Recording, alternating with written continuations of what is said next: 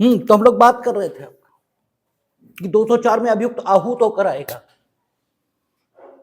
और आहूत उसे जब किया जाएगा तो अगर सम्मन केस उसके खिलाफ है तो द्वारा सम्मन उसे आहूत किया जाएगा, और वारंट अगर उसके विरुद्ध है भी तो भी यदि मजिस्ट्रेट ठीक समझे तो उसे सम्मन से ही आहूत किया जाएगा। और मजिस्ट्रेट ने ठीक क्यों नहीं समझा सम्मन से आहूत करना, इनको उनके कारणों को, इन कारणों को लिखने की अभी ठीक है अपेक्षा, ये चूंकि उच्चतम न्यायालय द्वारा की गई है, इसलिए आप कचहरी में ये देखते हैं कि हमेशा प्रथमता मामला सम्मन मामला हो या वारंट मामला, जो आहूत किया जाता है वो सम्मन से ही आहूत किया जाता है। कारण ही उसका यह है कि अपेक्षा यही है कि यदि आप ठीक न समझे तभी आप वारंट से आहूत करें, और ठीक समझे तो सम्मन से ही आहूत करें। और आपने ठीक क्यों नहीं समझा सम्मन से आहूत करना, इसका कारण तो आपको बताना ही होगा। आखिर पत्रावली पर ऐसा कुछ तो होना चाहिए जिसकी वजह से आपको लगता है कि अभियुक्त को अगर साधारणतः आहूत किया जाएगा तो उपस्थित नहीं होगा, और अगर पत्रावली पर ऐसा कुछ भी नहीं है तो आपको प्रथमता उसे सम्मन से ही आहूत करना चाहिए था। क्योंकि कल भी हमने कहा था कि व्यक्ति हो या वस्तु, उसके बारे में जो कल्पना हो सकती है वो कल्पना सिर्फ यही हो सकती है कि वो ओरिजिनली जैसा था आज तक ठीक वैसा ही बना हुआ है, उसमें कोई परिवर्तन नहीं आया है। और जो कहता है परिवर्तन आया उसे ही बताना होगा, उसे ही साबित करना होगा कि परिवर्तन आया, क्योंकि परिवर्तन का आना ये सकारण है और परिवर्तन का न होना ये स्वाभाविकता है। परिवर्तन अपने आप थोड़ा ही होता है, परिवर्तन तो लाना पड़ता है। तो जो कल्पना की जा सकती है वो व्यक्ति की आज्ञाकारिता के बारे में की जा सकती है, व्यक्ति के दुराग्रही होने के बारे में कल्पना नहीं हो सकती, क्योंकि व्यक्ति जब भगवान के यहां से आया था तो वो आज्ञाकारी था, वो दुराग्रही नहीं था। इसलिए या तो पत्रावली पर ऐसा कुछ हो जिसके आधार पर आपको लगता हो कि अगर हम सम्मन जारी करेंगे तो आएगा ही नहीं और अननेसेसरी डिले होगा, तब तो ठीक है, आप प्रथम बार में वारंट जारी कर दीजिए, उसे पकड़कर बुला लीजिए। लेकिन अगर पत्रावली पर ऐसा कुछ नहीं है तो आप प्रथमता उसे सम्मन से ही बुलाइए। इसीलिए लिखा है कि यदि मजिस्ट्रेट ठीक समझे, यानी कानून हर स्थिति के लिए बनाया जाता है, प्रक्रिया एक बार बनाई जाएगी, रोज रोज तो बनेगी नहीं, इसलिए हर स्थिति के बारे में उसमें समाधान दिया गया और ऐसे शब्दों में दिया गया कि प्रक्रिया संक्षिप्त रहे किंतु संपूर्ण रहे। तो ब्रेविटी भी है उसमें और उसमें कंप्लीटनेस ये भी है। इसीलिए उसने कहा कि यदि ठीक समझे तो सम्मन से आहूत कर सकता है, मीनिंग देयर बाय अगर देयर इज नो मटेरियल, ठीक है, on the basis of which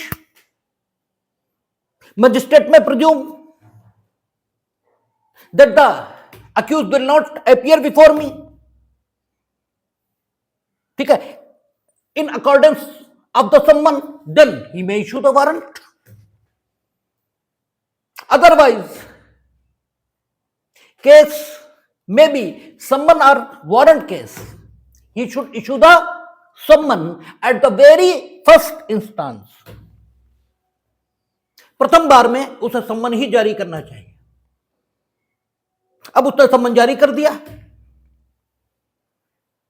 तो सम्मन के अनुक्रम में अभियुक्त या तो हाजिर होगा या हाजिर नहीं होगा, और अगर हाजिर ना हुआ तो हम लोग पीछे पढ़कर आए किसी भी व्यक्ति की weather he is a witness और अक्यूज, किसी भी व्यक्ति की हाजिरी अगर न्यायालय ने अपेक्षित की है और वो अपेक्षित दिनांक पर और अपेक्षित समय पर सम्मन जारी किए जाने के बाद भी उपस्थित नहीं होता, तो धारा 90 के प्रावधान ये कहते हैं, और पूर्व में धारा 87 के प्रावधान ये कहते थे कि सम्मन के स्थान पर वारंट जारी हो जाएगा। और पीछे हम लोगों ने पढ़ा था सेक्शन 82 में कि जब व्यक्ति के विरुद्ध वारंट हो गया है, उसके बाद 82 की उद्घोषणा यह भी प्रकाशित हो सकती है। और नॉर्मली 82 की उद्घोषणा जिस दिन प्रकाशित हुई उससे 30 दिन बाद 83 इसके अंतर्गत कुर्की के आदेश ये भी हो सकते,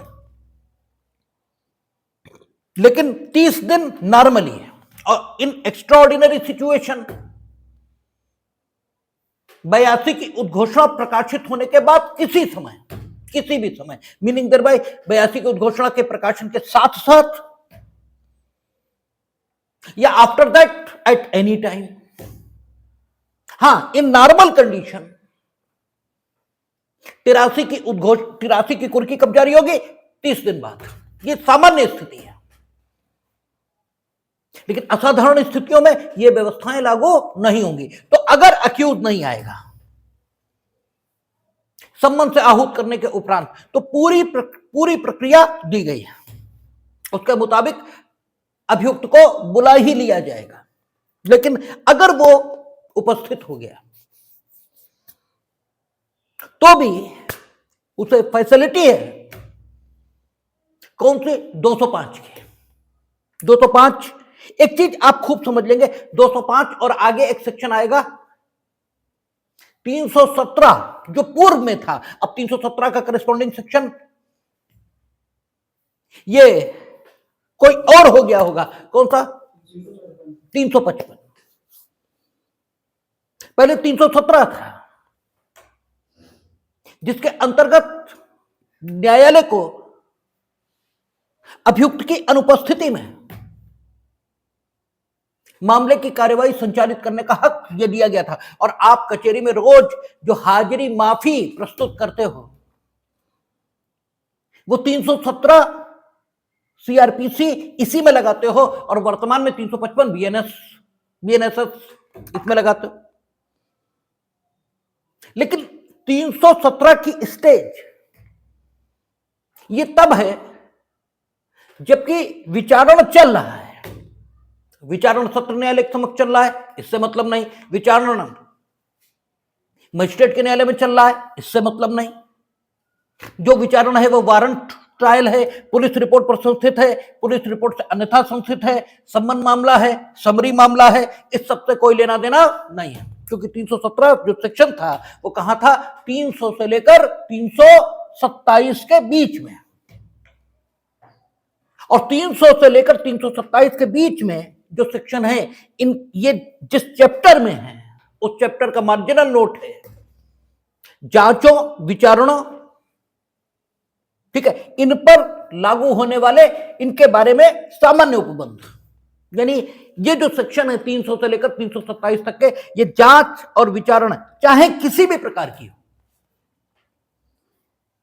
उस पर लागू होते हैं, ठीक है ना। तो इसका मतलब यह हुआ कि 317 इसके अंतर्गत दंड न्यायालय के समक्ष, जो दंड न्यायालय कहां परिभाषित है? धारा 6। उन दंड न्यायालयों में से किसी के समक्ष कार्यवाही चल रही हो तो 317 के अंतर्गत अभियुक्त को व्यक्तिगत तौर पर उपस्थित होने से मुक्ति ये दी जा सकती है। लेकिन ये जांचों और विचारणों के बीच में है। और यहां स्थिति क्या है? यहां पहली बार अभियुक्त विचारण के लिए आहूत होकर न्यायालय के समक्ष उपस्थित होने के लिए अपेक्षित किया गया। यहां बिल्कुल पहली बार है। अभी तक अभियुक्त को आहूत नहीं किया गया था। सीआरपीसी में अब तक जो कुछ हम लोगों ने पढ़ा था वो सब कुछ या तो विचारण न हो इसके लिए की गई कार्यवाहियां, अर्थात निवारक कार्यवाहियां थी, और या फिर विचारण जिन पर होना है, ठीक है, अर्थात विचारण की कार्यवाही जिस इंफॉर्मेशन के आधार पर होनी है, उस इंफॉर्मेशन की जो युक्ति संगतता और उसकी जो क्रेडिबिलिटी है, उसको चेक करने के लिए चलाई जा रही कार्यवाही थी। ये पहली बार है जब अभियुक्त को विचारण के प्रयोजनों के लिए आहूत किया गया है, और पहली बार अभियुक्त विचारण के प्रयोजन से न्यायालय के समक्ष उपस्थित होने जा रहा है। तो सुविधा यहां पर मिली है अभियुक्त को, कहां? सेक्शन 205 में, कि वो अभियुक्त जिसे न्यायालय के समक्ष उपस्थित होने के लिए अपेक्षित किया गया, चाहे तो अधिवक्ता के माध्यम से भी उपस्थित हो सकता है, और अधिवक्ता के माध्यम से उपस्थित होने का अधिकार उसे कौन दे रहा है? Section 205 BNSS.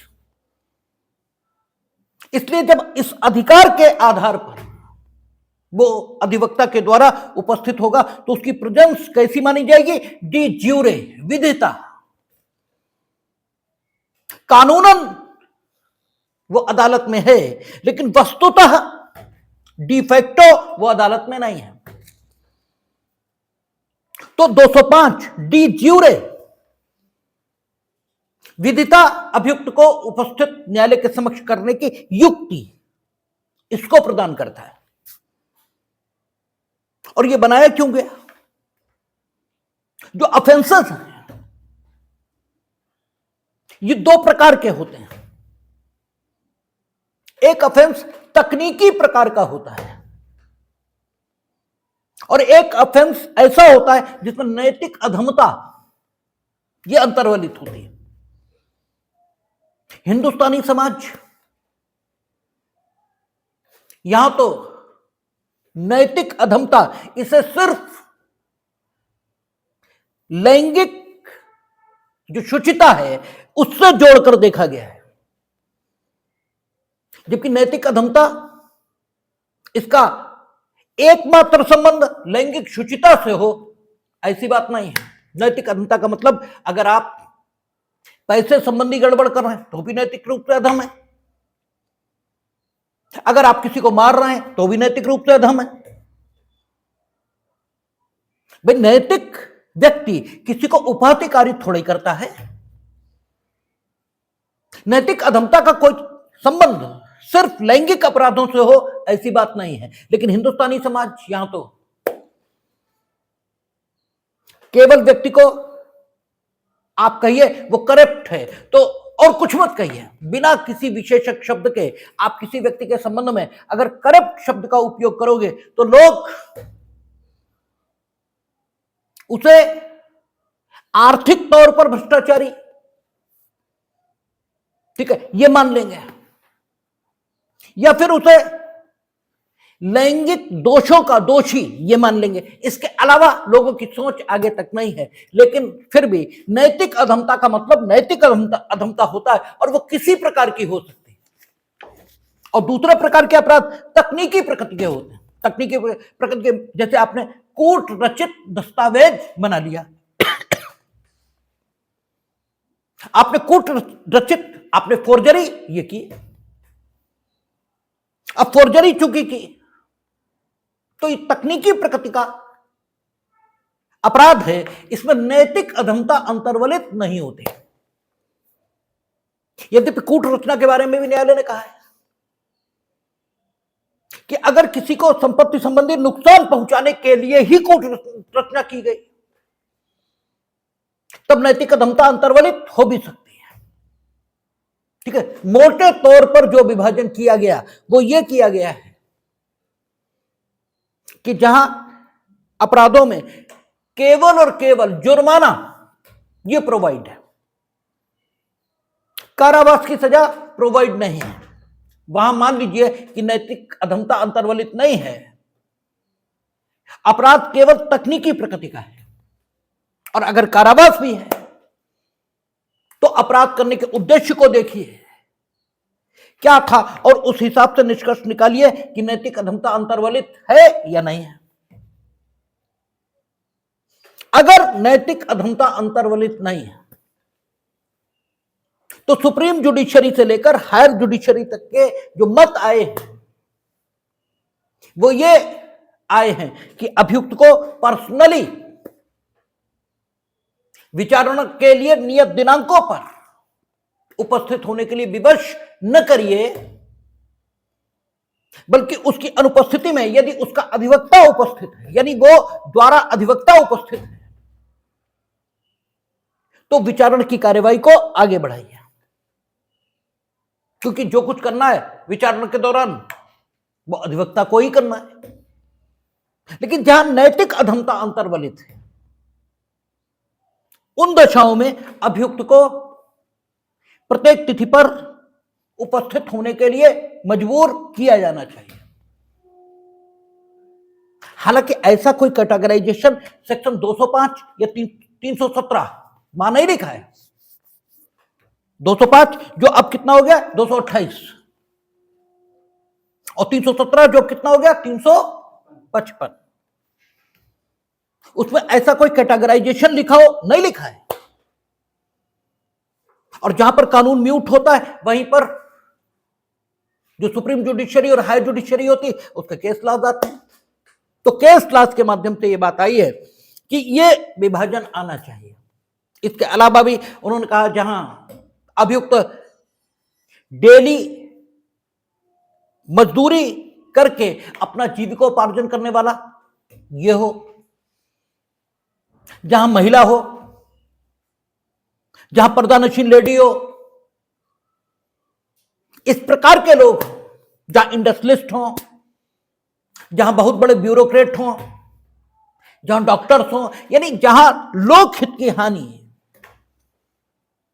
उनके अपने कार्यस्थल पर अनुपस्थित रहने से होगी, या समाज की स्थिति यह अपेक्षा करती है कि उन्हें पर्दे में रहना चाहिए, या रूढ़ियां और कस्टम इसके कारण से संबंधित व्यक्ति लोगों में आने से बचता है, तो उन दशाओं में चूंकि अभी हम उसे सिर्फ विचारण के लिए आहूत कर रहे हैं, इसलिए उसकी भावनाओं का सम्मान करने में कोई बुराई भी नहीं है। अभी वो दोष सिद्ध अपराधी नहीं हो गया। जब दोष सिद्ध हो जाएगा तब की तब देखेंगे। तो इन दशाओं में 355 वर्तमान में और 317 पूर्व की, और चाहे 205 पूर्व की और 228 वर्तमान की, इनकी स्थिति में से कोई स्थिति हो, द्वारा अधिवक्ता काम चला लेना चाहिए। यानी अभियुक्त की उपस्थिति न्यायालय के समक्ष हो, इस पर इंसिस्ट न्यायालय को नहीं करना चाहिए। और आप देखेंगे भी कचहरी में जिसमें महिलाएं अभियुक्त होती हैं तो नॉर्मली वकील साहब कहते हैं महिला को मत बुलाइए, उसका हाजिरी माफी लगती रहती है और ट्रायल चलता रहता है। तो ऐसा इसीलिए होता है क्योंकि ऐसा पूर्व से निर्धारित है। हां, ट्रायल में जब भी न्यायालय को अधिनियमित विधि के प्रावधानों के कारण से या अन्य किसी वजह से अभियुक्त की उपस्थिति व्यक्तिगत तौर पर जरूरी है ऐसा लगने लगे तो अभियुक्त को किसी भी क्षण न्यायालय आहूत कर सकता है। इसीलिए क्या होता है, वहां कहते हैं कि हम हाजिरी माफी रिजेक्ट कर रहे हैं और अब करेंगे वारंट, ठीक है ना। क्योंकि जैसे आरोप की विरचना, यहां स्टैट्यूटरी बाध्यता है कि अभियुक्त से पूछा जाएगा कि वह आरोप से इनकार करता है या आरोप को स्वीकार करता है। तो स्टैट्यूटरी तौर पर अपेक्षित है कि अभियुक्त आरोप विरचना के समय न्यायालय में उपस्थित हो। इसीलिए आप देखेंगे वहां कहते हैं कि फ्रेमिंग ऑफ चार्ज के समय वारंट करेंगे, कोई हाजिरी माफी नहीं। और दूसरा, अभियुक्त की परीक्षा, जब प्रोसिक्यूशन साक्ष्य रिकॉर्ड हो जाएगा, recording of evidence prosecution side से पूरी हो जाएगी, तब आपको बताया था हमने, कई बार पहले भी कह चुके और अब फिर बताए देते हैं कि अभियुक्त की परीक्षा अंतर्गत धारा 313 की जाती है। और उसे परीक्षित किए जाने का उद्देश्य, यह भी हमने आपको कई बार बताया है कि उसे परीक्षित किए जाने का उद्देश्य यह होता है अभियुक्त को कि प्रोसिक्यूशन ने जो कुछ उसके खिलाफ कहा उसके संबंध में यदि उसके पास कोई स्पष्टीकरण है तो उस स्पष्टीकरण को जानने का जज के पास कोई साधन नहीं है अगर अभियुक्त की परीक्षा अंतर्गत धारा 313 न की जाए। क्यों, नो डाउट अभियुक्त सक्षम साक्षी है, लेकिन अनुच्छेद 20 के कारण हम उसे साक्षी के तौर पर प्रस्तुत होने के लिए विवश ये तो कर ही नहीं सकते। और जो स्पष्टीकरण उसके पास है अभियोजन साक्षी के संबंध में, वो उसके साक्षी के तौर पर आए बिना हम जाने कैसे। और अगर उसके पास स्पष्टीकरण नहीं है तब तो कोई बात नहीं, और स्पष्टीकरण है और हमें पता नहीं लग पा रहा प्रक्रिया की कमी के कारण, तो इस प्रक्रिया को आदर्श नहीं कहा जा सकता। और न्याय करवाने की जिम्मेदारी अभियुक्त की नहीं है, न्याय पाना उसका हक है, और न्याय करने की जिम्मेदारी हमारी है, यानी स्टेट की है। और स्टेट के तीनों अंगों का यह कर्तव्य है कि वे न्याय करें, चाहे वो सरकार हो, एग्जीक्यूटिव हो, चाहे लेजिस्लेचर हो और चाहे जुडिशरी हो। दैट इज वाई लेजिस्लेचर ने 313 का प्रोविजन बनाया और मैंडेटरी कर दिया कि अभियोजन साक्ष्य के उपरांत हर बार अभियुक्त की परीक्षा होगी। और उसमें उसने क्या कहा, उसने कहा कि अभियुक्त की परीक्षा होगी किंतु उसे शपथ नहीं दिलाई जाएगी, अर्थात वो झूठ बोलना चाहे तो बोले, कोई दिक्कत नहीं, क्योंकि हम उसे साक्षी के तौर पर नहीं बुला रहे, हम सिर्फ उसके पास जो कुछ है वो जानना चाह रहे हैं। का शपथ उसे नहीं दिलाई जाएगी, लेकिन वो जो कुछ कहेगा उसे विचार में लिया जाएगा, ठीक है, या न्यायालय उसे विचार में ले सकेगा, ठीक है ना। तो अभियुक्त की परीक्षा रखी इसीलिए गई है कि जो कुछ अभियुक्त के पास स्पष्टीकरण के तौर पर अभियोजन साक्ष्य के संबंध में मौजूद है वो न्यायालय के समक्ष आ सके और उससे अभियुक्त को पर कोई प्रतिकूल प्रभाव अनुच्छेद 20 की लाइट में यह भी ना हो। इस प्रयोजन से 313 अभियुक्त की परीक्षा न्यायालय में रखी गई। और यह परीक्षा क्यों रखी गई इस पर बहुत कम लोग क्लियर हैं। अगर आप कचहरी में पूछोगे 313 क्यों, तो शायद, हम ये नहीं कह रहे कि कोई नहीं बता पाएगा, लेकिन शायद 10 ही 15 लोग बताएंगे। और हम तो बहुत ही परेशान हुए थे, क्योंकि हमारी आदत थी कि कोई भी चीज है क्यों है, हम ये मानने को तैयार नहीं थे कि साहब है तो है क्यों है भाई, क्योंकि हमारी शुरुआत से मान्यता रही कि कोई भी चीज होने के लिए नहीं है, कोई भी चीज किसी उद्देश्य के लिए है, कोई भी चीज सिर्फ होने के लिए नहीं है। आप भी दुनिया में सिर्फ रहने के लिए नहीं भेजे गए, आपको भेजने के पीछे ईश्वर का कोई प्रयोजन है। और इसीलिए कई महापुरुषों के जीवन में आता है कि उन्हें खतरनाक रोग हुए और उनसे कहा गया कि अमुक अनुष्ठान कराइए तो आपकी आयु वृद्धि हो जाएगी, तो उन्होंने मना कर दिया।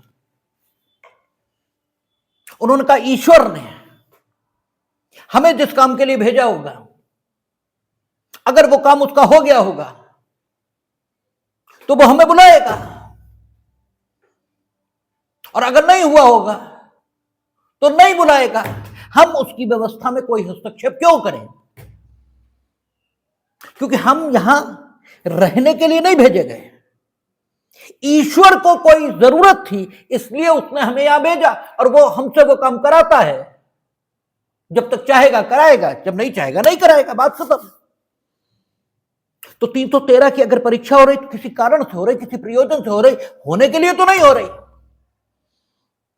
तो अभियुक्त की परीक्षा ये एक क्रम है जिस पर अभियुक्त की व्यक्तिगत तौर पर जरूरत पड़ेगी। इसके अलावा भी न्यायालय को कभी लगता है कि अभियुक्त को व्यक्तिगत तौर पर उपस्थित होना चाहिए उसके समक्ष, ऐसा अक्सर मैट्रिमोनियल जो ऑफेंसेस होते हैं उनमें होता है। वो कहता है अभियुक्त को बुलाओ ताकि आमने सामने बात कराएंगे। थ्रू एडवोकेट उनकी हाजिरी माफी नहीं मानेंगे, ठीक है ना। तो न्यायालय इसके समक्ष अभियुक्त हाजिर हों ये अपेक्षित है, लेकिन अभियुक्तों की सामाजिक परिस्थिति ऐसी हो सकती है कि वो न्यायालय के समक्ष उपस्थित न हो पाए। तो ऐसे अवसरों को छोड़कर जिन अवसरों पर उनकी उपस्थिति मैंडेटरी होनी चाहिए, अन्य अवसरों पर अभियुक्त की अनुपस्थिति में भी काम हो जाएगा, इसकी व्यवस्था भी प्रक्रिया विधि में की गई है। और प्रथम बार जब अभियुक्त आहूत होकर आएगा तो सेक्शन 205 इसी में एग्जम्पशन मूव होगा, और यह एग्जम्पशन परमानेंट हो सकता है और सिर्फ उसी तिथि के लिए दिया गया हो, यह भी हो सकता है, परमानेंट के लिए नहीं। आपने न्यायालय ने लिख दिया अग्रिम आदेशों तक इनकी हाजिरी माफ की जाती है, ठीक है। अब अग्रिम आदेश जब कभी न्यायालय को होगा, लगेगा कि इनकी जरूरत हमें है, वो अग्रिम आदेश करेगा, और अन्यथा हाजिरी माफ है।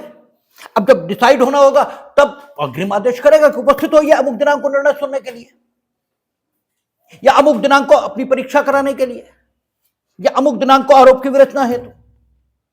अदरवाइज परमानेंट हाजिरी माफ ये भी हो सकती, और सिर्फ इसी दिनांक के लिए की जाती, ये भी हो सकता है, ठीक है ना। तो 205 प्रथम बार जब अभियुक्त आहूत हुआ तो न्यायालय के समक्ष उपस्थित होने के समय अधिवक्ता द्वारा उपस्थित होने के अधिकार को उसे देती है। और क्या लिखा देखें, कहता है जब कभी कोई मजिस्ट्रेट सम्मन जारी करता है तब यदि ऐसा करने का कारण प्रतीत होता है तो वह अभियुक्त को वैयक्तिक हाजिरी से अभिमुक्त कर सकता है और अपने अधिवक्ता द्वारा हाजिर होने की अनुज्ञा दे सकता है। हालांकि यहां पर क्या लिखा, जब कभी मजिस्ट्रेट सम्मन जारी करता है,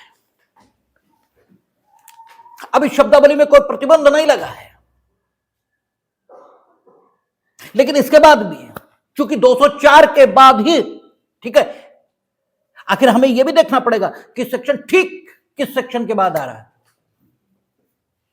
अर्थ उस हिसाब से भी निकाला जाता है। तो चूंकि सेक्शन 205 ठीक 204 के बाद आ रहा है, इसलिए सुप्रीम जुडिशरी और हायर जुडिशरी दोनों की ओर से निष्कर्ष निकाला गया है कि 205 का संबंध केवल और केवल उसी स्थिति से है जब अभियुक्त को उपस्थित होने के लिए प्रथम बार सम्मन जारी किया गया है। अन्यथा सम्मन तो जब भी अभियुक्त को बुलाना होगा तब जारी होगा, ठीक है ना। अगर अभियुक्त उपस्थित नहीं है तो कोई क्रम हो, उसे बुलाने के लिए प्रथमता सम्मन यही जारी होगा, लेकिन तब 205 का उपयोग नहीं होगा, ठीक है ना। यद्यपि यहां लिखा मजिस्ट्रेट सम्मन जारी करता, तो भी आप इसका अर्थ ऐसा नहीं लेंगे कि वारंट ट्रायल मजिस्ट्रेट के समक्ष चल रहा हो तो 205 का उपयोग बीच में भी हो सकता है, नहीं। आप ऐसा भी अर्थ नहीं लेंगे कि सेशन ट्रायल को छोड़कर बाकी कहीं ट्रायल चल रहा हो तो हो सकता, नहीं। क्योंकि ये 204 के ठीक बाद आ रहा है, इसलिए सुप्रीम जुडिशरी का कहना है कि इस सेक्शन का उपयोग केवल तब होगा जब प्रथम बार उपस्थित होने के लिए सम्मन जारी किया गया है। शेष दशाओं में जांचों विचारणों आदि के संबंध में जो साधारण उपबंध बनाए गए 300 से लेकर 327 तक, उनमें सेक्शन 317 उसी के अंतर्गत आप अपनी व्यक्तिगत अनुपस्थिति को द्वारा अधिवक्ता अपनी उपस्थिति में बदल सकते हैं। शेष 205 का कोई एप्लीकेशन उस दशा में नहीं होगा, चाहे मामला मजिस्ट्रेट क्या हो और चाहे कहीं हो। हालांकि जो वर्ड्स लिखे उससे यह अर्थ नहीं निकलता, लेकिन जिस सेक्शन के बाद आ रहा है उससे यही अर्थ निकलता है और यही बात बताई गई है, ठीक है। किंतु मामले की जांच या विचारण करने वाला मजिस्ट्रेट स्वविवेकानुसार कार्यवाही के किसी प्रक्रम में अभियुक्त की वैयक्तिक हाजिरी का निर्देश दे सकता है और यदि आवश्यक हो तो उसे इस प्रकार हाजिर होने के लिए इसके पूर्व उपबंधित रीति से विवश कर सकता है। इसके पूर्व उपबंधित रीति कौन सा? सम्मन, वारंट 82, 83, ठीक है ना। जब भी उसे जरूरत हो स्वविवेकानुसार यानी उसे आहूत किया, और पहली बार में ही हमने परमानेंट एग्जम्पशन दे दिया। ठीक है, परमानेंट दे दिया कि अब जब तक हम अगले आदेश न करें तब तक आप मत आइए, चलता रहेगा। आया पहली बार हमने कहा अगली तारीख तक आपको हमने एग्जम्पशन दे दिया, तो 205 में अगली तारीख तक मिलेगा। उससे अगले पर जब आएगा तो 317 या 355 वही आएगा। ठीक है ना, इसका उपयोग पहली बार में ही होगा, उसके बाद नहीं। ठीक है, ये स्थिति रहेगी। फिर आगे कहता 229, ये पहले कौन सा था? 206, छोटे अपराधों के बारे में विशेष संबंध। आपको जब सेक्शन 4 पढ़ाया गया था तब आपसे बात की गई थी और आपसे कहा गया था कि अगर कोई विशेष विधि है, अगर कोई स्पेशल लॉ है, उसमें कोई अपराध ये कारित होता है, किसी अपराध का गठन किसी स्पेशल लॉ में होता है, और उस स्पेशल लॉ में कोई प्रक्रिया यदि गई है उस अपराध को विचारित करने की, तो उस अपराध के विचारण के संबंध में वो प्रक्रिया जो उस अधिनियम में दी गई है वही लागू होगी, सीआरपीसी लागू नहीं होगी। सीआरपीसी एक ही दशा में लागू होगी, या तो उस अधिनियम में कोई प्रक्रिया दी न हो, और या वो अधिनियम स्वयं ये कहता हो कि इस संबंध में यही प्रक्रिया लागू होगी, जो भी स्थिति हो। यानी अगर वहां प्रक्रिया दी है तो सामान्य नियम यही होगा कि प्रक्रिया उसी अधिनियम की लागू होगी जिस अधिनियम में अपराध किया गया। तो 206 जब हम पढ़ते थे तो हमें इस बिंदु पर समस्या देती थी कि मोटर व्हीकल एक्ट, उसके अंतर्गत जितने अपराध होते हैं वो छोटे होते हैं, अर्थात उनमें सिर्फ जुर्माना प्रोवाइड होता है। और 206 स्पेसिफिकली उन अपराधों के बारे में बात करेगी जिनमें सिर्फ जुर्माना प्रोवाइड है, और 206 में ये लिख देगा कि ये सेक्शन एमबी एक्ट को लागू नहीं होता। अब समझ में आता था कि जब छोटा अपराध, यहां इन्होंने उस अपराध को माना है जिसमें जुर्माना प्रोवाइड किया गया है और उसके निस्तारण की एक विशेष टेक्निक वो 206 में दी। चूंकि सिर्फ जुर्माने से दंडनीय है, अभियुक्त को आने की कोई आवश्यकता नहीं। अगर वो अपराध को स्वीकार करके जुर्माना भुगत लेने को तैयार है तो अननेसेसरी भीड़ बढ़ाने की कोई आवश्यकता दिखाई नहीं देती। इसी प्रयोजन को रखते हुए 206 में एक विशेष प्रक्रिया ऐसे अपराधों को जिनमें जुर्माना दंड के तौर पर दिया जा सकता है, छोटे अपराध कहकर एक विशेष प्रक्रिया बनाई गई। तो फिर आखिर एमबी एक्ट जहां सिर्फ जुर्माना ही होता है, उनको इससे एक्सक्लूड क्यों कर दिया? ये समझ में नहीं आता था और कोई बताता भी नहीं था। लेकिन अब बात समझ में आती है जब आप इस सेक्शन को किसके साथ पढ़ेंगे? सेक्शन 4 कि चूंकि एमबी एक्ट में स्वयं की प्रक्रिया दे रखी है, ये नो डाउट वो प्रक्रिया 229 जैसी ही है, ये सही है। लेकिन फिर भी चूंकि प्रक्रिया वहीं दे रखी है, इसलिए उन अपराधों का जो एमबी एक्ट में किए जाएंगे उनका विचारण उसी प्रक्रिया से होगा जो एमबी एक्ट में दी। उन्हें छोड़कर अन्य अपराध जो जुर्माने से दंडनीय है और जिन्हें छोटा अपराध धारा 229 की भाषा के मुताबिक कहा जा सकता है, उनके लिए 206 लागू होगा। ठीक है ना? और 206 क्या कहता है? कहता है यदि किसी छोटे अपराध का संज्ञान करने वाले मजिस्ट्रेट की राय में मामले को धारा 283 या 284 के अधीन संक्षेपता निपटाया जा सकता है। 283 और 284 कौन से? वो जो पहले धारा 260 और 262 ये थी, यानी जिनका समरी ट्रायल जिन अपराधों का हो सकता था। समरी ट्रायल किन अपराधों का हो सकता है? वर्तमान में जब हम इन धाराओं पर पहुंचेंगे 83 और 284 तो पता लगेगा।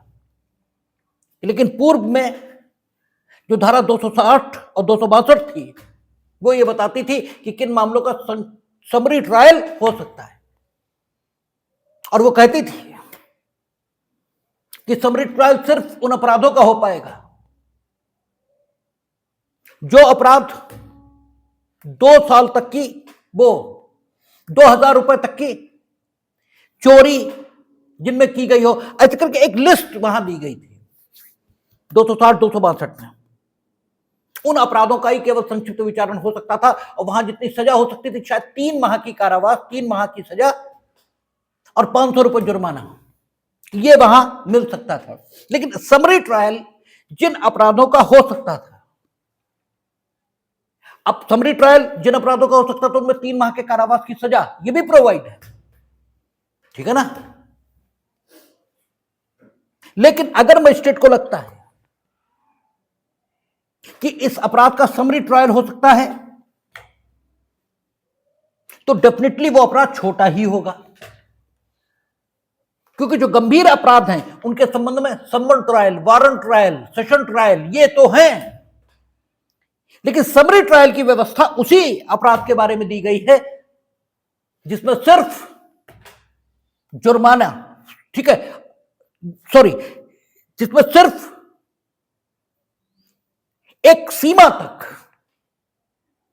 जैसे 2000 रुपए की सीमा तक की विषय वस्तु ये चुराई गई है, यानी अपराध सिर्फ कुछ छोटे किस्म का है, तभी समरी ट्रायल की व्यवस्था या समरी ट्रायल की अनुमति विधायिका के द्वारा दी गई, अन्यथा समरी ट्रायल हो ही नहीं सकता। तो अगर मजिस्ट्रेट ने यह देखा कि यह अपराध ऐसा है जिसका समरी ट्रायल हो सकता है, तो एक बात तो तय है कि वो अपराध विधायिका की नजर में भी छोटा अपराध है, अदरवाइज विधायिका उसके समरी ट्रायल की अनुमति नहीं देती। अब मजिस्ट्रेट को लगता है कि एक तो इस अपराध का चूंकि समरी ट्रायल हो सकता है इसलिए छोटा अपराध है, और न्याय के उद्देश्यों के लिए सिर्फ इतना सफिशिएंट है कि अगर हम जुर्माना लगा दें, कारावास न दें, यद्यपि हम समरी ट्रायल करें तो 3 महीने की सजा ये भी मिल सकती है, लेकिन ये पर्टिकुलर मामला ऐसा है क्योंकि समरी ट्रायल में 3 महीने की सजा प्लस जुर्माना, या 3 महीने की सजा और जुर्माना, ठीक है, 3 महीने की सजा या जुर्माना और 3 महीने की सजा और जुर्माना दोनों हो सकते हैं। अब मजिस्ट्रेट को लगता यह है कि चूंकि यह समरी ट्रायल है इसलिए मामला छोटा है, और इस पर्टिकुलर मामले के तथ्य ऐसे हैं कि अगर इसमें हम सिर्फ जुर्माना कर दें तो न्याय के उद्देश्यों की पूर्ति हो जाएगी, तो उस पर्टिकुलर मामले को समरी ट्रायल के रूप में चलाना यह कुछ युक्ति संगत नहीं दिखाई देता, क्योंकि अननेसेसरी भीड़ बढ़ेगी। हम समरी ट्रायल के रूप में चला रहे थे, बाई चांस हमें लगा कि कुछ गड़बड़ हो गई, ये तो मामला ऐसा है जिसमें छोटा अपराध जरूर है लेकिन इसका दिमाग बहुत खराब है, इसे 3 महीने सजा मिलनी ही चाहिए, ठीक है, तो हम क्या करेंगे, फिर इसे समरी ट्रायल के तौर पर ही चलाएंगे। और समरी ट्रायल जब हम लोग पढ़ेंगे तो देखेंगे वहां ये लिखा है कि अगर समरी ट्रायल के रूप में जो मामला चल रहा है उसे सम्मन मामले की तरह भी विचारित किया जा सकता है, और आगे पढ़ेंगे फिर देखेंगे वहां लिखा है जहां जब कोई मामला सम्मन मामले की तरह विचारित हो रहा है तो अगर लगता है कि नहीं वारंट मामले की तरह विचारित होना चाहिए तो वो भी हो सकता है, यानी गंभीरता के मुताबिक मामला बदलता जाएगा। तो एक कंप्लीट प्रोसीजर यहां दिया गया कि अगर छोटा ही है, क्योंकि उसका समरी ट्रायल हो सकता है इसलिए विधायिका को भी लगता है छोटा है, और मजिस्ट्रेट भी इस निष्कर्ष पर है कि अगर इसमें सिर्फ जुर्माना हम कर दें, कारावास की बात ना करें, तो भी न्याय के उद्देश्यों की पूर्ति हो जाएगी। और बीच में भी अगर लग जाए कि नहीं कारावास भी देना जरूरी तो छोड़ देंगे, प्रक्रिया को जैसे चलना चाहिए वैसे चला लेंगे, लेकिन हर मामले में तो ऐसा नहीं लगेगा, तो 90% मामले ये आसानी से निपट जाएंगे। तो जुर्माना जो हम वसूलना चाहते हैं उस अपराध के लिए वो हमने सम्मन में लिख दिया और भेज दिया, और जो सम्मन लेकर गया अगर संबंधित व्यक्ति उतना जुर्माना देने को तैयार है तो अभियुक्त के न्यायालय में आने की क्या जरूरत, तो मामला निस्तारित हो सकेगा धारा 206 की प्रक्रिया के मुताबिक। हालांकि यह सिर्फ एक प्रस्ताव है। अभियुक्त यह भी कह सकता है कि नहीं, हम तो जुर्माना नहीं देंगे, हम तो दोषी ही नहीं है, हम तो मुकदमा लड़ेंगे, तो फिर कोई दिक्कत नहीं, चलेगा। यानी लेकिन अगर दोनों पक्ष राजी हैं और मजिस्ट्रेट को भी लगता है कि न्याय दृष्टिकोण से केवल जुर्माने से मामला न्यायपूर्ण ढंग से निस्तारित हो जाएगा, तो फिर आगे की प्रक्रिया चलाने की कोई जरूरत नहीं दिखाई देती। इसीलिए 206 बनाया गया। देखें भाषा, कहता यदि किसी छोटे अपराध का संज्ञान करने वाले मजिस्ट्रेट की राय में मामले को धारा 283 या 284 के अधीन संक्षेपता निपटाया जा सकता है, यानी उसकी राय यह है कि यह मामला ऐसा है जिसे समरी ट्रायल से निपटाया जा सकता है, तो वह मजिस्ट्रेट उस दशा के सिवाय जहां उन कारणों से जो लेखबद्ध किए जाएंगे उसकी प्रतिकूल राय है, अभियुक्त से यह अपेक्षा करते हुए सम्मन जारी करेगा। अब देखिए यहां भाषा उलटने लगी है। जो भाषा है वो क्या कह रही कि अगर मामला छोटा है तो उन कारणों से जो अभिलिखित किए जाएंगे मजिस्ट्रेट की प्रतिकूल राय है। यानी जनरल कंडीशन क्या हुई, आप जिनका समरी ट्रायल हो सकता है उन्हें 206 की प्रक्रिया से निपटाएंगे, सामान्य नियम यह निकला। और अगर आपकी प्रतिकूल राय है तो लिखिए क्यों है वो प्रतिकूल राय, इस पर्टिकुलर मामले को 206 की प्रक्रिया से नहीं निपटाया जाना चाहिए। यानी एक्सेप्शन यह है कि वो मामला जो 206 में निपट सकता था 206 में आपने क्यों नहीं निपटाया, ये एक्सेप्शन है। और जनरल कंडीशन क्या हुई कि अगर मामला 206 में निपट सकता था तो उसको निपटाइए, यानी छोटे मामलों का क्विक डिस्पोजल हो, यह विधायी नीति दिखाई दे रही है। ठीक है ना, सेक्शन को एनालाइज आप करेंगे तो विधायी नीति इस ओर दिखाई दे रही है कि क्विक डिस्पोजल हो। तो आप प्रतिकूल राय अगर आपकी है तो फिर जिन कारणों से वो प्रतिकूल राय है वे कारण अभिलिखित करिए, और उसके बाद आप 206 की प्रक्रिया ना भी अपनाना चाहें तो कोई बात नहीं, अदरवाइज आप 206 की प्रक्रिया ही अपनाएंगे उन अपराधों के बारे में जिनका विचारण संक्षेपता आपके द्वारा किया जा सकता है। ठीक है ना। अभियुक्त से अपेक्षा करते हुए उसके लिए सम्मन जारी करेगा कि वह विनिर्दिष्ट तारीख को मजिस्ट्रेट के समक्ष या तो स्वयं या अधिवक्ता द्वारा हाजिर हो, या यह अपेक्षा करते हुए सम्मन जारी करेगा कि या तो आप आइए चाहे स्वयं और चाहे अधिवक्ता द्वारा या इसके स्थान पर। ठीक है ना, या तो यह करिए, और या फिर या यदि वह मजिस्ट्रेट के समक्ष हाजिर हुए बिना आरोप का दोषी होने का विवेचन करता है तो लिखित रूप में उक्त अभिभाग और सम्मन में विनिर्दिष्ट जुर्माने की रकम डाक या संदेश वाहक द्वारा विनिर्दिष्ट तारीख के पूर्व भेज दे, या यदि वह अधिवक्ता द्वारा हाजिर होना चाहता है और ऐसे अधिवक्ता द्वारा उस आरोप में दोषी होने का विवेचन करना चाहता है तो अधिवक्ता का अपनी ओर से आरोप के दोषी होने का विवेचन करने के लिए लिखकर प्राधिकृत करे और ऐसे अधिवक्ता की मार्फत जुर्माने का संदाय करे। यानी तीनों ऑप्शन अवेलेबल हो गए। आप अधिवक्ता के माध्यम से उपस्थित होकर दोषी होने का विवेचन कर लीजिए और अधिवक्ता के माध्यम से जुर्माने की रकम का संदाय ये कर दीजिए, जो सम्मन लेकर गया उसी को दे दीजिए, और चाहे स्वयं आकर आप प्रतिरक्षा करना चाहते तो वो करिए, जो आप करना चाहें। लेकिन एक चीज, जब हम लोग पहुंचेंगे 260 और 262 पर, यानी 283 और 284 पर, तो देखेंगे कि समरी ट्रायल करने के लिए प्रत्येक मजिस्ट्रेट अधिकृत नहीं है। ठीक है ना, वहां लिखा है सीजीएम या फिर ऐसा मजिस्ट्रेट जो उच्च न्यायालय द्वारा इस निमित्त विशिष्टता प्राधिकृत वही समरी ट्रायल कर सकता हो। यहां 206 की ताकत किसे मिली है, वो जो समरी ट्रायल कर सकता है। इसका मतलब 206 की ताकत सबको अवेलेबल नहीं रहेगी, ठीक है ना। जो इंप्लाइडली कंस्ट्रक्शन आ रहा है वो ये आएगा, ठीक है ना।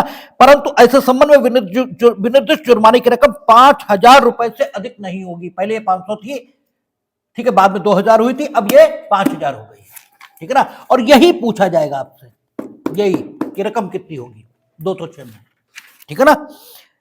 और इस धारा के प्रयोजनों के लिए छोटे अपराध से ऐसा अपराध अभिप्रेत है जो केवल 5,000 रुपए से अनधिक जुर्माने से दंडनीय है, किंतु इसके अंतर्गत कोई ऐसा अपराध नहीं है, वही बात आ गई, जो मोटर यान अधिनियम के अधीन या किसी अन्य ऐसी विधि के अधीन जिसमें दोषी होने के विभाग पर अभियुक्त की अनुपस्थिति में उसको दोष सिद्ध करने के लिए उपबंध इस प्रकार दंडनीय है। यानी 206 सिर्फ जुर्माने जिनमें प्रोवाइड है उन्हीं के लिए बनाया गया सेक्शन है। कारावास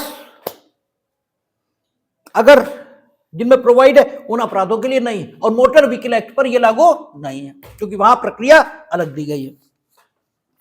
राज्य सरकार किसी मजिस्ट्रेट को उपधारा 1 द्वारा प्रदत्त शक्तियों का प्रयोग किसी ऐसे अपराध के करने के संबंध में जो धारा 359 के अधीन शमनीय है, या जो कारावास से जिसकी अवधि 3 मास से अधिक नहीं है, या जुर्माने से या दोनों से दंडनीय है, अधिसूचना द्वारा विशेष रूप से वहां सशक्त कर सकती है जहां मामले के तथ्यों और परिस्थितियों का ध्यान रखते हुए मजिस्ट्रेट की राय है कि केवल जुर्माना अधिरोपित करने से न्याय के उद्देश्य पूरे हो जाएंगे।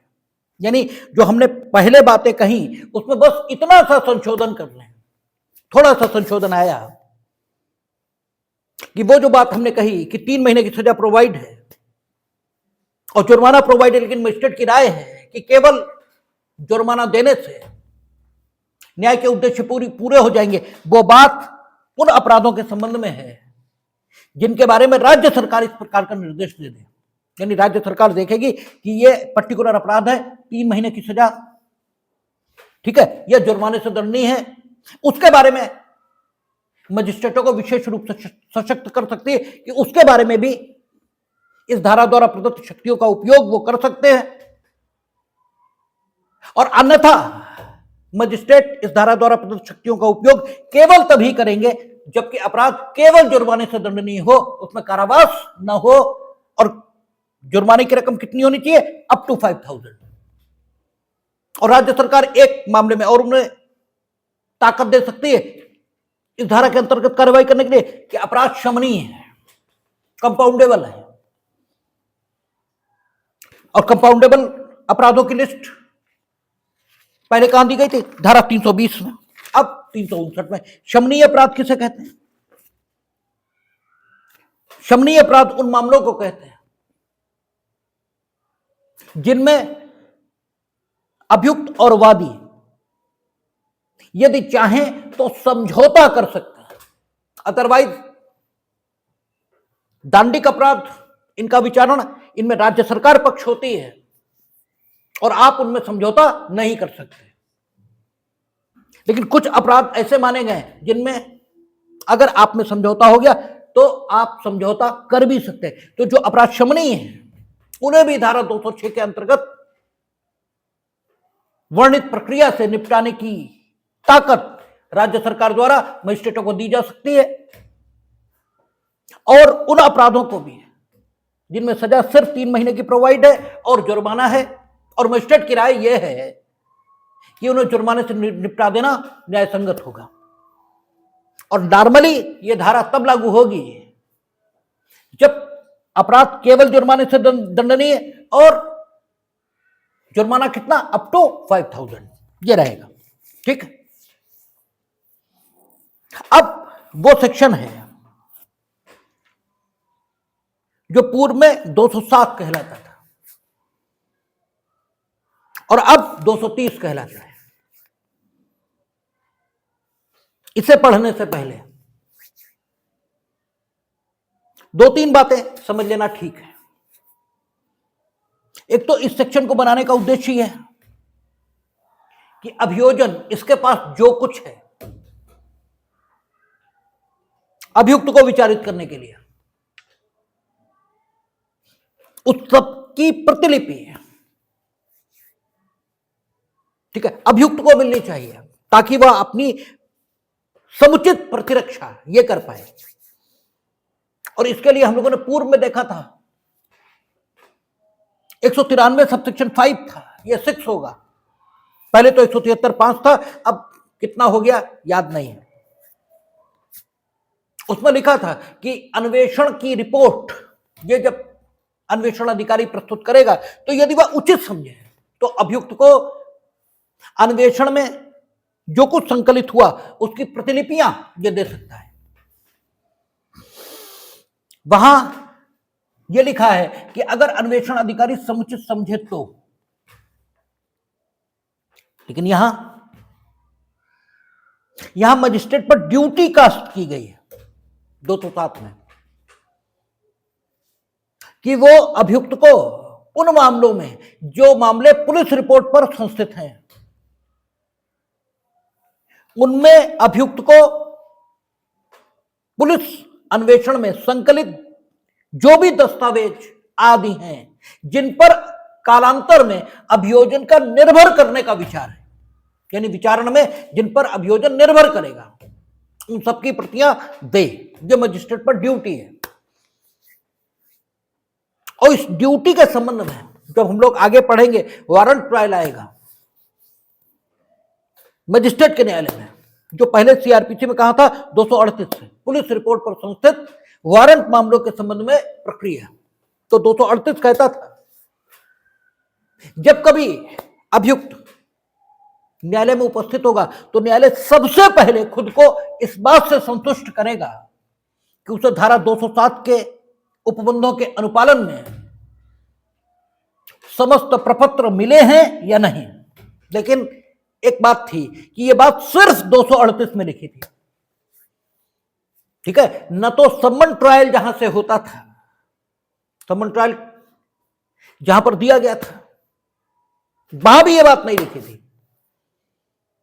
ठीक है, सिर्फ वारंट ट्रायल में लिखी थी और वो भी पुलिस रिपोर्ट पर संस्थित। और ये सेशन ट्रायल में भी नहीं लिखी थी। सेशन ट्रायल चाहे वारंट, ठीक है, सेशन ट्रायल चाहे पुलिस रिपोर्ट पर संस्थित हो और चाहे पुलिस रिपोर्ट से अन्यथा संस्थित हो, वहां प्रक्रिया एक ही है, ठीक है। मजिस्ट्रेट के यहां पुलिस रिपोर्ट पर संस्थित वारंट मामले इनके लिए अलग प्रक्रिया है और पुलिस रिपोर्ट से अन्यथा संस्थित वारंट मामले उनके लिए अलग प्रक्रिया है। सम्मन मामले चाहे पुलिस रिपोर्ट पर संस्थित हो और चाहे पुलिस रिपोर्ट से अन्यथा संस्थित हो, मजिस्ट्रेट के यहां भी एक ही प्रक्रिया है। और संक्षिप्त विचारण जिनका हो सकता है उनके लिए भी मजिस्ट्रेट का एक ही प्रक्रिया है, चाहे वो किसी भी ढंग से संस्थित हो। और वही स्थिति उन अपराधों के संबंध में है जो 206 में निपटाए जा सकते हैं, वो कैसे भी आए हो। लेकिन अगर वारंट मामला है तो मजिस्ट्रेट के न्यायालय में दो प्रक्रियाएं हैं, पुलिस रिपोर्ट पर संस्थित वारंट मामलों के संबंध में प्रक्रिया और पुलिस रिपोर्ट से अन्यथा संस्थित वारंट मामलों के संबंध में प्रक्रिया। बाकी सब जगह प्रक्रिया एक ही है, ठीक है ना। तो आप देखेंगे जब विचारण हम लोग पढ़ना शुरू करेंगे कि पुलिस रिपोर्ट पर संस्थित वारंट मामलों के लिए जब प्रक्रिया हम लोग देखेंगे तो यह बात लिखी मिलेगी कि यहां कार्यवाही शुरू करने से पहले मजिस्ट्रेट अपने को इस बात से संतुष्ट करेगा कि धारा 207 के उपबंधों के अनुपालन में अभियुक्त को वे समस्त प्रतियां जो मिलनी चाहिए थी क्या मिल गई। अन्य कहीं भी यह बात नहीं लिखी है, ना समन ट्रायल में, ना समरी ट्रायल में, ना सेशन ट्रायल में। लेकिन इसका अर्थ यह नहीं है कि अन्य मामलों में अभियुक्त को प्रतियां दिए जाने की जरूरत नहीं है। अन्य मामलों में भी प्रतियां दिए जाने की उतनी ही जरूरत है जितना पुलिस रिपोर्ट पर संस्थित वारंट मामलों में दिए जाने की जरूरत है, ठीक है। लेकिन प्रतियां किस उद्देश्य से दी जाएंगी ताकि अभियुक्त अपनी प्रतिरक्षा ठीक से कर सके उस साक्ष्य के बारे में जिस साक्ष्य को उसके विरुद्ध विचारण में उसकी दोषसिद्धि करवाने के लिए अभियोजन के द्वारा दिया जाएगा। ठीक, अच्छा, अब आप देखें, अगर अभियुक्त धारा 204 में ऐसे अपराध के संबंध में आहूत हुआ जो वारंट ट्रायल के रूप में मजिस्ट्रेट के न्यायालय द्वारा विचारणीय है, ठीक है ना, और वो मामला पुलिस रिपोर्ट पर संस्थित है, तब तो 238 है, तब तो 238 है, वो कहती है कि आप देखेंगे। लेकिन अगर मामला पुलिस रिपोर्ट से अन्यथा संस्थित हुआ है, ठीक है, पुलिस रिपोर्ट से अन्यथा संस्थित हुआ और वो वारंट ट्रायल है, ठीक है ना, और वो वारंट ट्रायल है, तो प्रक्रिया कहां पर चलेगी? 244 से, क्योंकि वहां पुलिस रिपोर्ट से अन्यथा संस्थित वारंट मामलों के लिए प्रक्रिया दी गई है 244 से, ठीक है ना। 244 जो सेक्शन 244 है उसके अंतर्गत मजिस्ट्रेट से अपेक्षा की गई है कि वह परिवादी से कहे कि वो अपने साक्षियों को बुलाए और अपना साक्ष्य प्रस्तुत करे। वहां कहते हुए कचहरी में कि 244 के एविडेंस में फाइल लगी है और जो 244 का साक्ष्य आएगा उसके आधार पर देखा जाएगा कोई आरोप विरचना हो रही है या आरोप विरचना नहीं हो रही। अगर हो रही होगी तो 245 में आरोप की विरचना होगी और नहीं हो रही होगी तो डिस्चार्ज होगा, ठीक है ना। और विचारण कहां से शुरू होगा? जब आरोप की विरचना हो जाएगी उसके बाद से शुरू होगा ना। और अभियुक्त की दोष सिद्धि और दोष मुक्ति, इसके लिए 246 इसमें फिर से साक्ष्य लिया जाएगा, यानी पुलिस रिपोर्ट से अन्यथा संस्थित जो वारंट मामले हैं, ठीक है ना, उनमें 3 बार साक्षी प्रस्तुत होते हैं। पहली बार 200, 202 और यहां पर सिर्फ इंफॉर्मेशन की क्रेडिबिलिटी देखी जाएगी। फिर 244 में उस साक्ष्य के आधार पर आरोप की विरचना होगी और फिर 246 में उसके आधार पर दोष सिद्धि और दोष मुक्ति होगी। ठीक, अब जब 200 और 202 हुआ था उस समय अभियुक्त नहीं था, ठीक है ना। अब जब 244 हुआ तो अभियुक्त आ चुका है, क्योंकि वो 204 में आ चुका है आहूत होकर, और 244 उसकी उपस्थिति में हो रहा है, इसलिए उसे यहां कॉपी दिए जाने की कोई जरूरत है ही नहीं, सब कुछ उसके सामने ही तो हो रहा है। और 244 पर उसे प्रतिपरीक्षा करने का हक ये भी है, ठीक है। तो 244 की कॉपी तो उसे मिलेगी ही मिलेगी।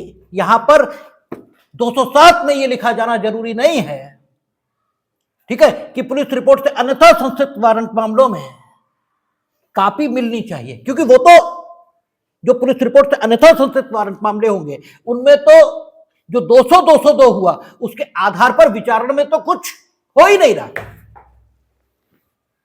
विचारण तो 244 में जो एविडेंस आएगा वहां से शुरू होगा, क्योंकि आरोप की विरचना तो वहां होनी है।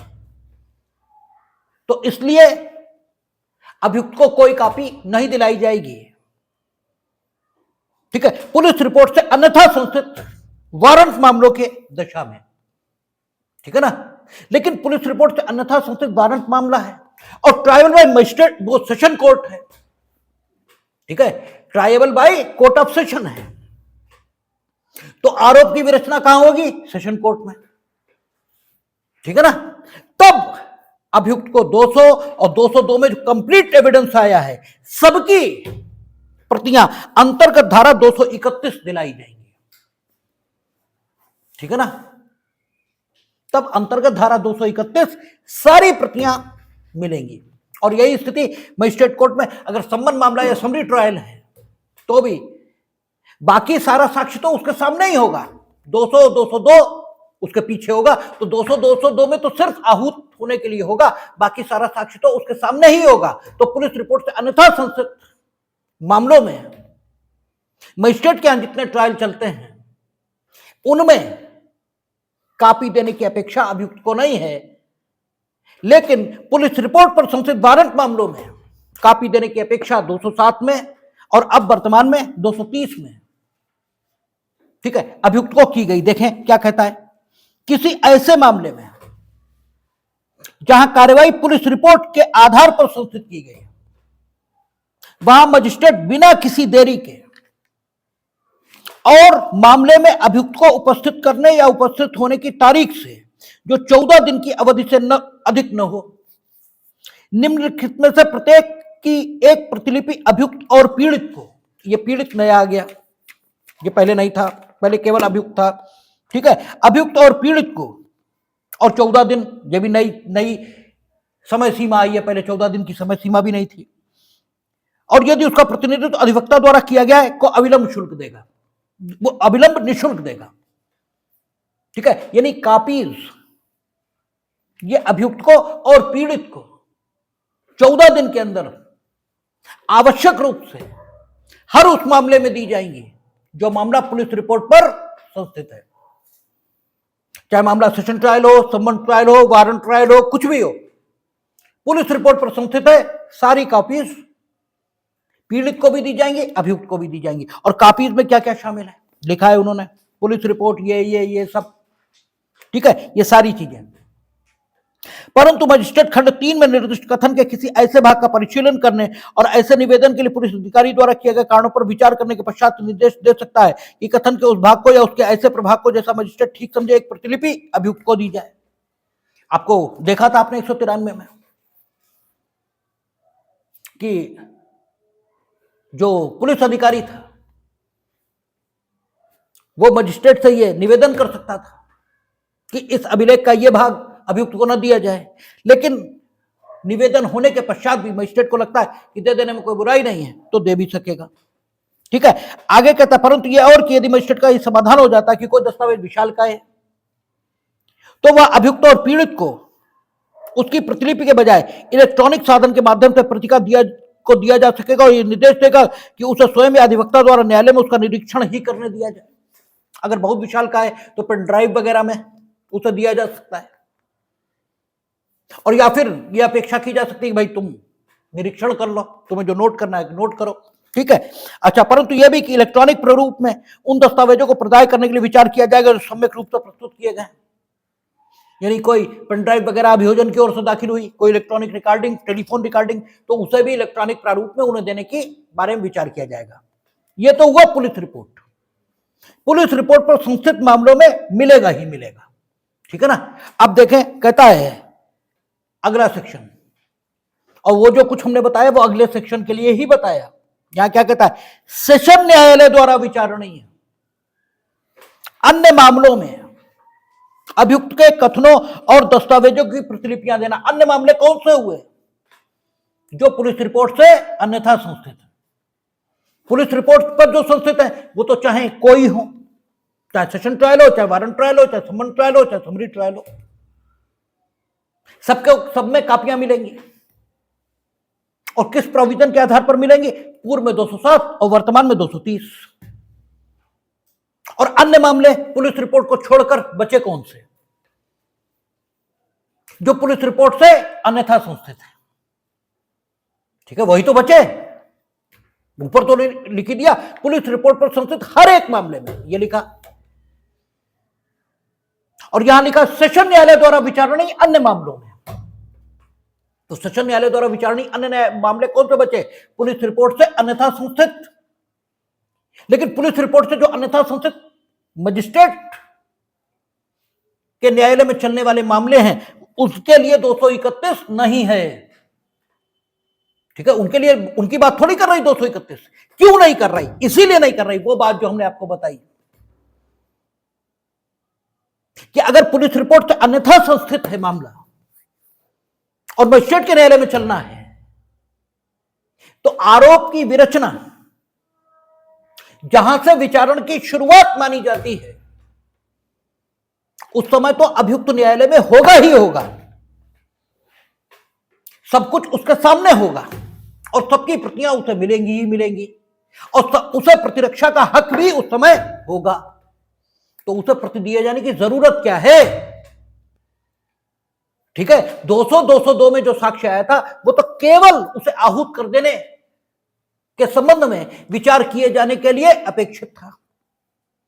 उसके बाद उसका कोई उपयोग अभियोजन कर ही कहां रहा, उसके बाद तो अभियोजन जिस साक्ष्य का उपयोग कर रहा है वो तो दोबारा उसी के सामने हो रहा है, चाहे अंतर्गत धारा 244 हो या कहीं भी हो, वो तो उसी के सामने हो रहा, और उस स्तर पर उसे साक्ष्यों की प्रतिपरीक्षा करने का हक भी है,